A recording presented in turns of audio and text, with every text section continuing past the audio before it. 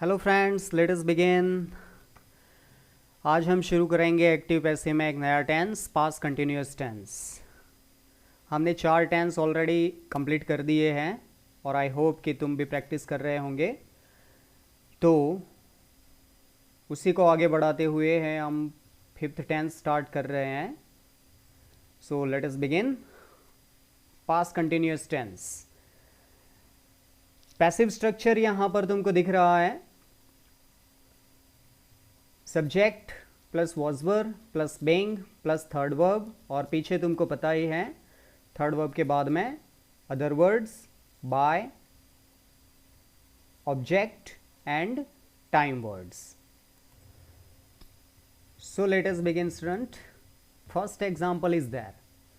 तो passive structure के according तुमको चेंज करने हैं सिंपल प्रेजेंट कंटिन्यूअस टेंस और पास्ट कंटिन्यूअस टेंस में सिर्फ एक ही डिफरेंस है कि इसमें वॉज वर्ब का यूज होता है। ठीक है स्टूडेंट, तो ये याद रखना है। उसमें एमिजार आता था और इसमें वॉज वर्ब आता है, बस बाकी सब चीज वही की वही रहती है और ये पास्ट है। So let us start. The first example is there. They were looking for me. The meaning of this sentence is, first of all you have to know the meaning पता होना चाहिए हमें। तो इसका मीनिंग है कि वे मेरे सामने देख रहे थे।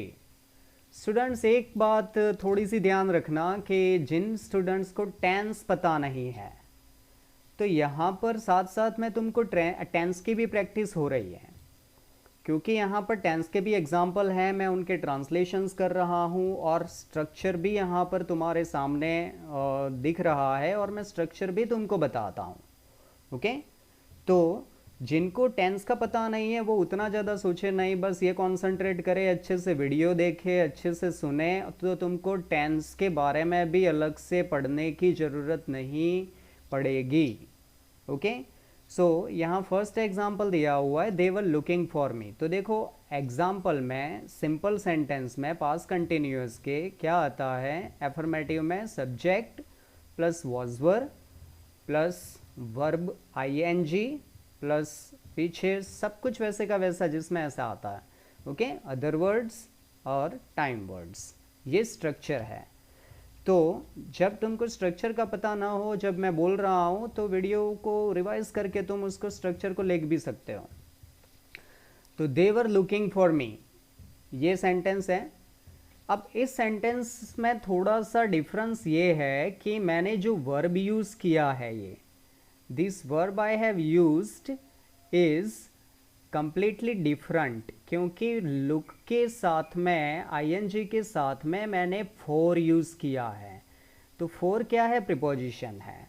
ओके, तो जब वर्ब के साथ में जब प्रीपोजिशन यूज होता हो इस तरह से, तो मीनिंग थोड़ा सा कभी कभी चेंज हो जाता है। यहाँ लुकिंग फॉर मतलब ढूंढना होता है। दे वर लुकिंग फॉर मी, वो मुझे ढूंढ रहे थे। ओके, तो ऐसा मीनिंग होता है। तो जब इसका हम चेंज करेंगे तो कैसा बनेगा, तो अकॉर्डिंग टू द स्ट्रक्चर जो ऑब्जेक्ट है वो सब्जेक्ट बनता है। किसको ढूंढ रहे थे, व्हाट से क्वेश्चन पूछो, क्या ढूंढ रहे थे, नहीं मिल रहा है, किसको ढूंढ रहे थे, हुम से पूछो तो मी, तो मी इज द ऑब्जेक्ट, तो उसको हम सब्जेक्ट बनाएंगे तो क्या बनेगा, आई। ओके, फिर according to the structure was या वर, तो देखो दे के साथ में वर यूज हुआ है, लेकिन यहाँ आई के साथ में क्या यूज होगा, वॉज यूज होगा, क्योंकि वर किसके साथ में आता है, वॉज किसके साथ में आता है, ये तुमको पता होना चाहिए। Okay student, this is very important. तो सबसे पहले तुमको ये पता होना चाहिए स्टूडेंट्स के वॉज किसके साथ में आता है और वर किसके साथ में आता है। तो सिंपल चीज है, सिंगुलर एक वचन जो होता है उसके साथ में वॉज यूज होता है और प्लूरल के साथ में वर यूज होता है। ओके, तो क्योंकि दिस प्लूरल है तो उसके साथ में हमने वर यूज किया है, ये एक्टिव सेंटेंस में, और पैसिव सेंटेंस में हमने वॉज यूज किया है। तो आई वॉज, अब अकॉर्डिंग टू द स्ट्रक्चर क्या आएगा, बिंग आएगा, बिंग लिख दिया हमने। देन थर्ड वर्ब, तो लुकिंग को जो आईएनजी लगा हुआ है उसको आईएनजी को रिमूव कर देंगे और थर्ड वर्ब बनाएंगे तो एडी बन जाएगा। और उसके साथ में जो प्रीपोजिशन यूज हुआ है वो जहाँ यूज़ होता है उसको वहाँ ही रखना है, उसकी जगह चेंज नहीं करनी है स्टूडेंट। जनरली प्रीपोजिशन वर्ब के बाद अगर यूज़ होगा तो उसको वहाँ ही लिखना है, तो लुक्ड फॉर, ओके। उसके बाद में अदर वर्ड्स आते हैं, लेकिन सेंटेंस में यहाँ अदर वर्ड्स नहीं है, तो फिर क्या आता है, बाय, तो हमने बाय लिख दिया।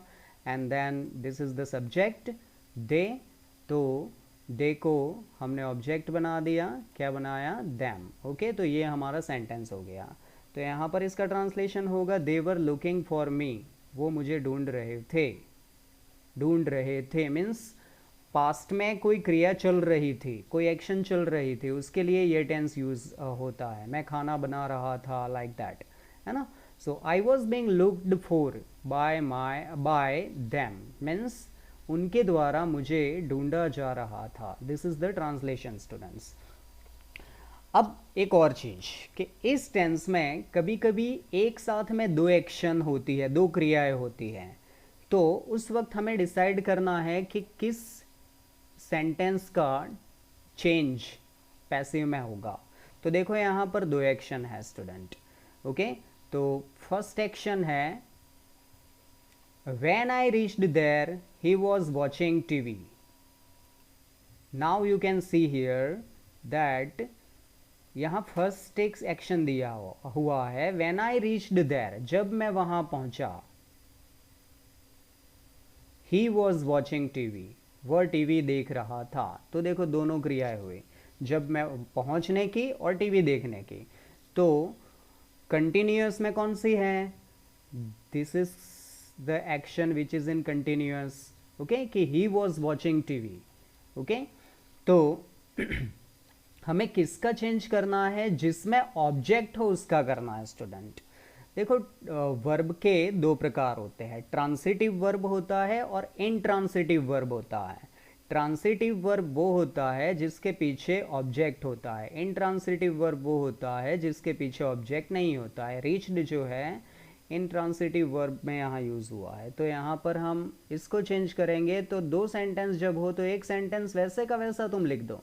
तो देखो हमने यहाँ वैसे का वैसा सेंटेंस लिख दिया, व्हेन आई रीच्ड देयर, तो व्हेन आई रीच्ड देयर यहाँ पर हमने लिख दिया। अब ही वॉज वॉचिंग टीवी, इसको हम चेंज करेंगे।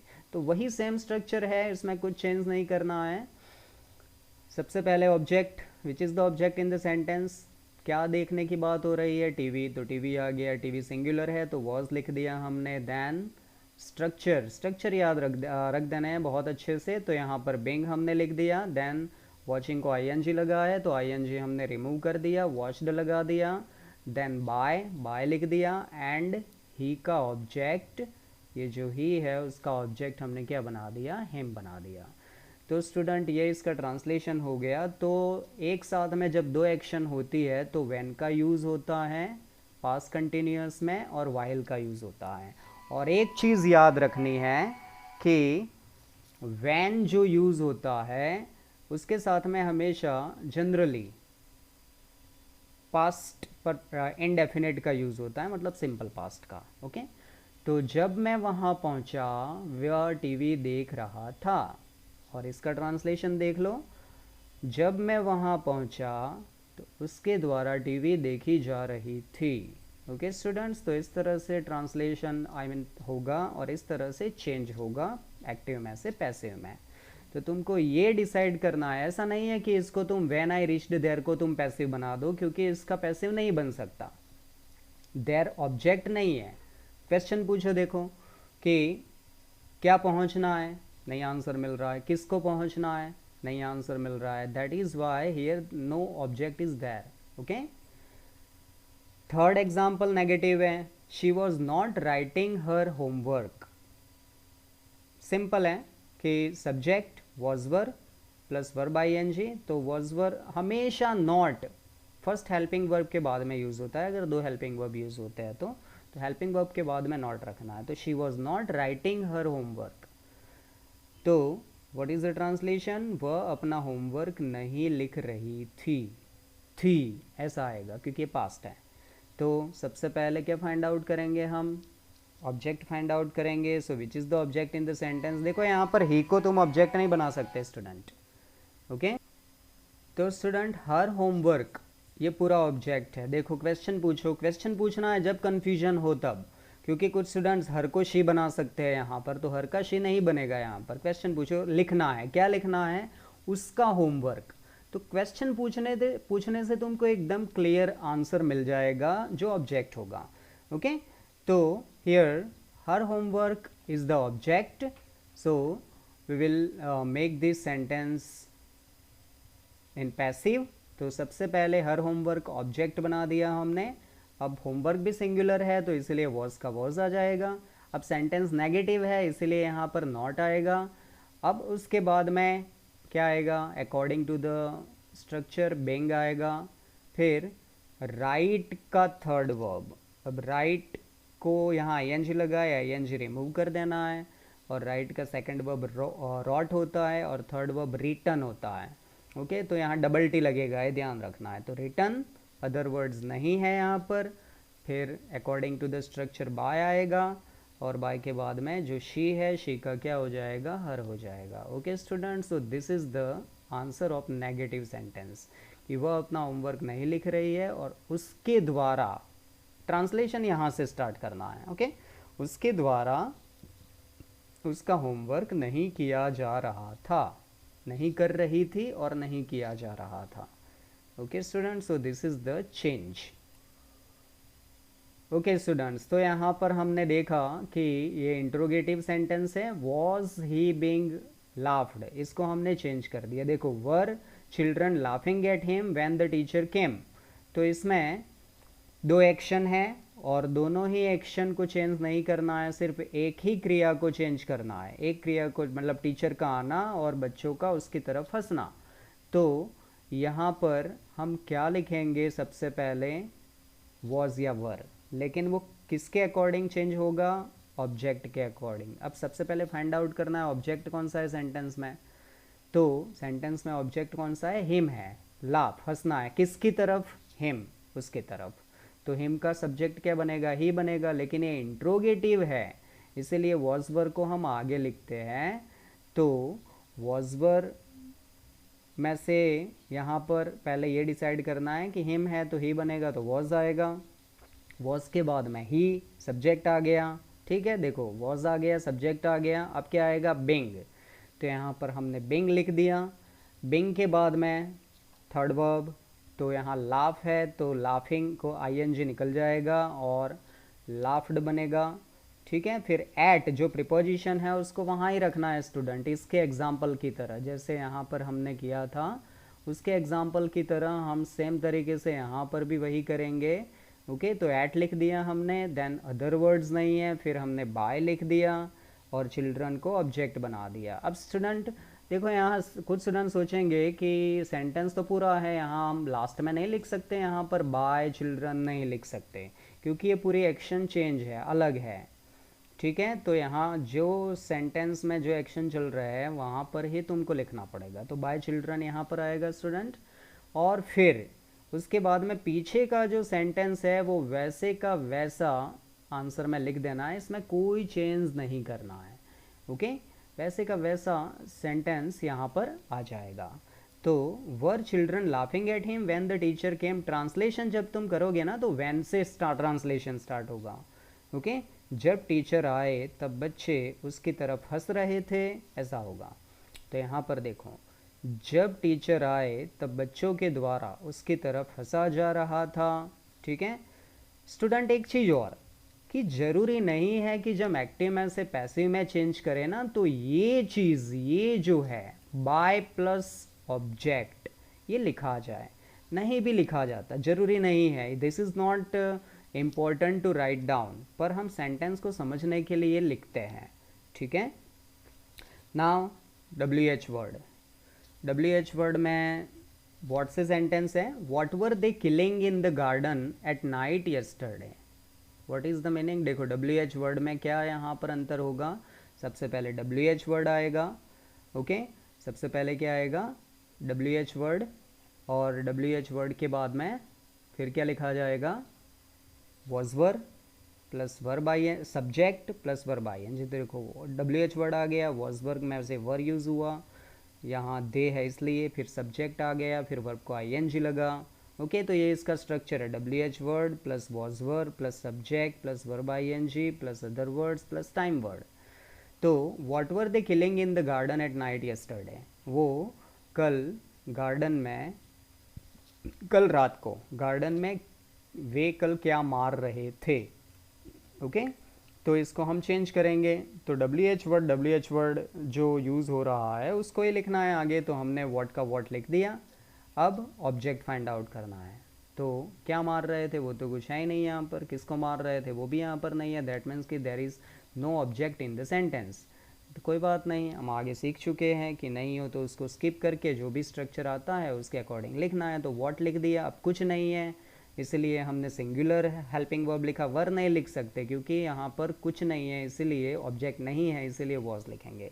अब देखो वॉज लिख दिया, अब सब्जेक्ट या ऑब्जेक्ट नहीं है तो फिर बिंग आ जाएगा, बिंग लिख दिया, और किलिंग का थर्ड वर्ब किल्ड लिख दिया, फिर other words in the garden, फिर बाय और दे का ऑब्जेक्ट बन जाता है दैम, एट नाइट टाइम आ गया। ओके, तो this is your answer.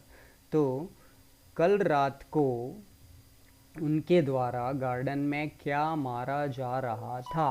Okay, तो ये स्टूडेंट आंसर बनेगा।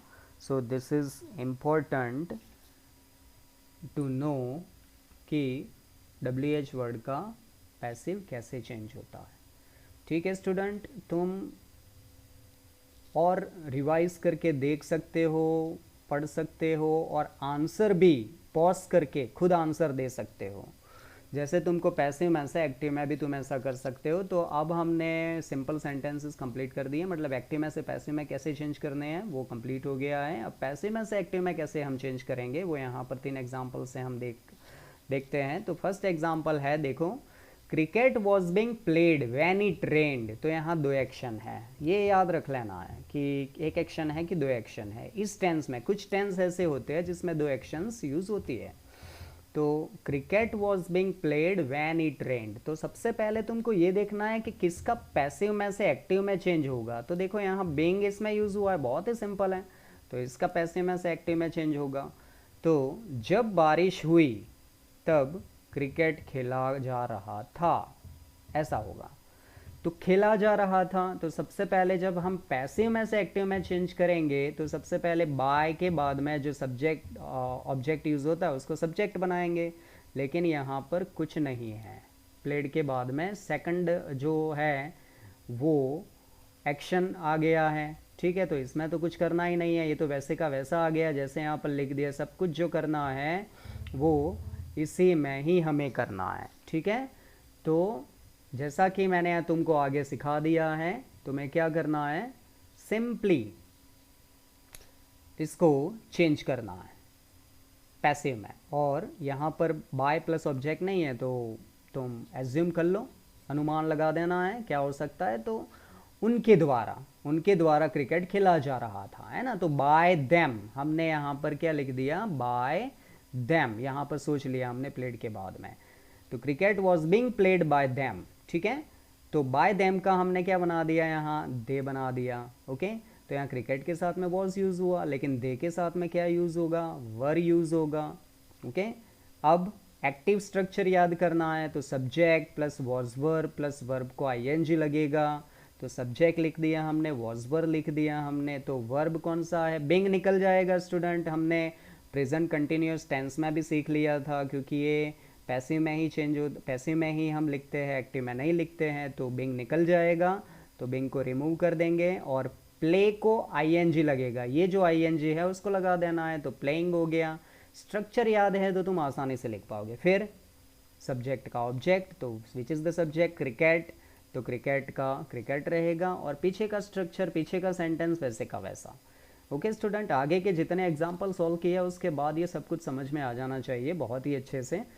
और ये डिस्कस करने की भी ज़रूरत नहीं है, लेकिन फिर भी मैं कर रहा हूँ ताकि तुमको हर एक टेंस को कैसे चेंज करना है, एक्टिव में से पैसिव में और पैसिव में से एक्टिव में, ये तुमको पता होना चाहिए। ओके स्टूडेंट्स, तो यहाँ पर हमने किया है कि they were playing cricket when it rain, इसका ट्रांसलेशन होगा जब बारिश हुई तब क्रिकेट खेला जा रहा था, और इसका क्या होगा, जब बारिश हुई तब वे क्रिकेट खेल रहे थे, ठीक है। तो जैसा कि मैंने आगे कहा था कि बाय प्लस ऑब्जेक्ट लिखने की ज़रूरत नहीं होती है, कभी कभी सेंटेंस में हम समझने के लिए लिखते हैं, तो यहाँ पर नहीं है तो हमने एज्यूम कर लिया। Okay, now next sentence negative है, देखो chocolates were not being distributed in the class. Chocolate class में बांटी नहीं जा रही थी।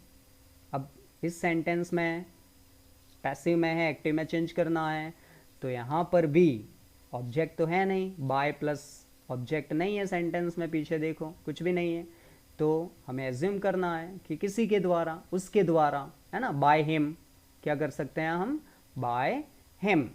ठीक है, तो बाय हिम हमने लिख दिया, तो बाय हिम, तो बाय हिम का हमने क्या किया, ही किया। ठीक है, अब according to the structure subject के बाद में क्या आएगा, वॉज वर, तो ही के साथ में तो वॉज आएगा, यहाँ वर है क्योंकि चॉकलेट्स है, प्लूरल है, तो यहाँ ही के साथ में क्या आएगा, वॉज आएगा। अब सेंटेंस नेगेटिव है, याद रखना है, सेंटेंस देखना है अच्छे से, तो नेगेटिव है तो नॉट लिख दिया, अब बिंग निकल जाएगा, और डिस्ट्रीब्यूटेड को फर्स्ट वर्ब बनाना है और आईएनजी लगाना है, तो जब हम आईएनजी लगाएंगे तो पीछे जो ई होगा, डी तो निकल जाएगा, फर्स्ट वर्ब बनेगा तब, तो पीछे ई रहेगा, लेकिन ई को निकाल के हम आईएनजी लगाते हैं, तो डिस्ट्रीब्यूटिंग आएगा। देन देखो, और वर्ब के बाद में हम क्या लिखते हैं, ऑब्जेक्ट लिखते हैं, तो ऑब्जेक्ट हमें कहाँ से मिलेगा, सब्जेक्ट से मिलेगा, तो चॉकलेट्स है वो ऑब्जेक्ट बन जाएगा, चॉकलेट्स का चॉकलेट्स रहेगा। अदर वर्ड्स लिख दिया, टाइम वर्ड्स नहीं है, तो इसका ट्रांसलेशन क्या होगा, वह क्लास में चॉकलेट्स नहीं बांट रहा था। ओके स्टूडेंट, थोड़ा सा तुमको लगे तो एक बार रिवाइज करके और एक बार देख लो, तुमको समझ में आ जाएगा, है ना।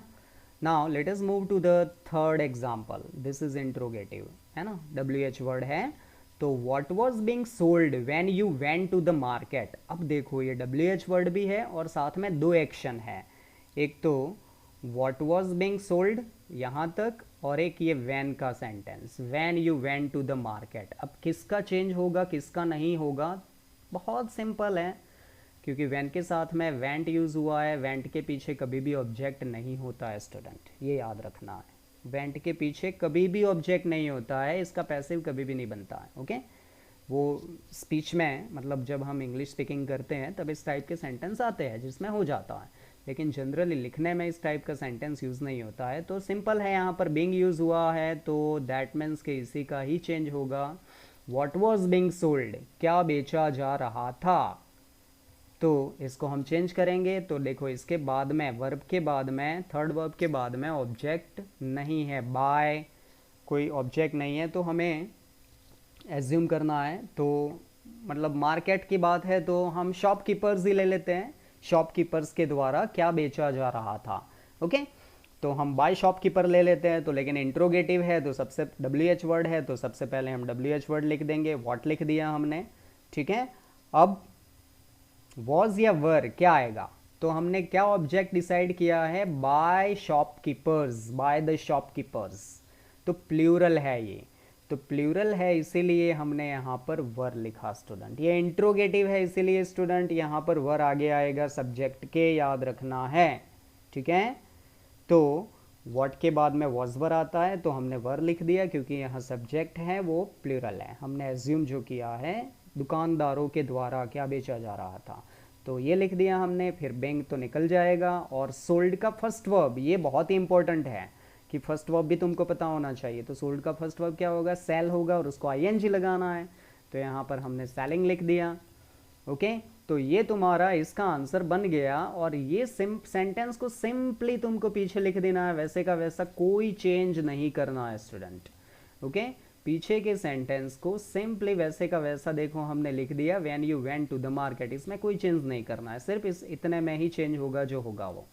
ओके स्टूडेंट, तो what was being sold when you went to the market, मतलब जब तुम मार्केट में गए तो क्या बेचा जा रहा था, तो इसका ट्रांसलेशन क्या होगा, what were the shopkeeper selling when you went to the market, जब तुम मार्केट गए तो शॉपकीपर्स क्या बेच रहे थे, तो ये इसका ट्रांसलेशन हो गया।